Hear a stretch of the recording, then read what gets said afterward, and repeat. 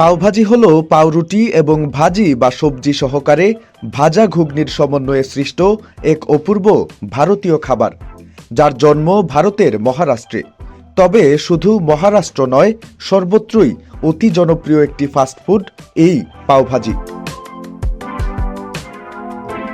যখনই শুনতে পেরেছি তখনই খেতে চলে আসছি।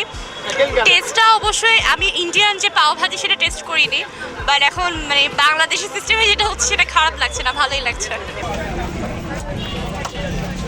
ভারত ছাপিয়ে এই পাওভাজি এখন পাওয়া যাচ্ছে সিলেটের রিকাবি বাজারেও। মটরের প্রোটিন ঘুগনির মধ্যে দেওয়া নানা রকমের সবজি, গাজর, বিনস, ফুলকপি, ক্যাপসিকাম, আলু, পাউরুটির কার্বোহাইড্রেট আর ডাটের গুঁড়ো, মাখনের আদি ও কৃত্রিম স্নেহ পদার্থ মিলে পাওভাজি একটি সুষম আহার বটে। আজকে প্রথম খাইলাম, খাইয়া ভালো লাগে আর খাইছি না। 80 টাকা প্লেট, ঠিক আছে, তুলনামূলক দামের তুলনায় ঠিক আছে। বাজার চালিত পাও, মটরের ঘুগনি, টুকরো করে কাটা সব সবজি হলো পাওভাজি বানানোর বেসিক উপকরণ। সামান্য রিফাইন্ড তেলে পেঁয়াজ, লঙ্কা, ধনেপাতা কুচি আর টমেটো দিয়ে নেড়ে নেওয়া হয় সব সবজি। এটা হচ্ছে সব ধরনের ভেজিটেবল দিয়ে বানানো।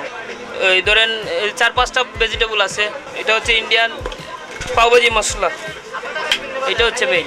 যত বেশি বাটার আর মশলা যত বেশি হয়, ওই টেস্টটাও বেশি ভালো হয় আর কি। এক প্লেটে দিচ্ছি আমরা পাউরুটি দিচ্ছি 2টা, আর ভাজি দিচ্ছি, আর একটা কাবাব দিচ্ছি।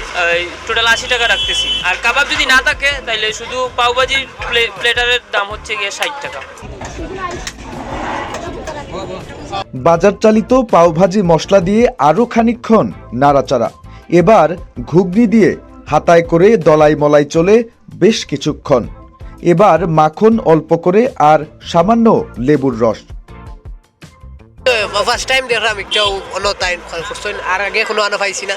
মজা আছে ইনশাল্লাহ। ইন্ডিয়ার খানি বাটনা ফাইরাম ভাল লাগছে। অন্যদিকে ননস্টিক প্যানে মাখন ব্রাশ করে 2 টুকরো করে নেওয়া টাটকা পাও সেঁকে নেওয়া মুচমুচে করে, এপিটোপিট ঘুরিয়ে ফিরিয়ে ব্যাস প্রস্তুত সুস্বাদু এই পাওভাজি। আমি তো স্টুডেন্ট, তো স্টুডেন্ট হিসাবে বাজেট ফ্রেন্ডলি মনে হয়েছে, তো বেশি মনে হয় নাই। তো এর থেকে বেশি হলে মনে হয় বেশি হতো প্রাইসটা। তো প্রাইসটা 80 টাকা, ঠিক আছে। ওভারঅল হ্যাঁ, মোটামুটি ভালো ছিল।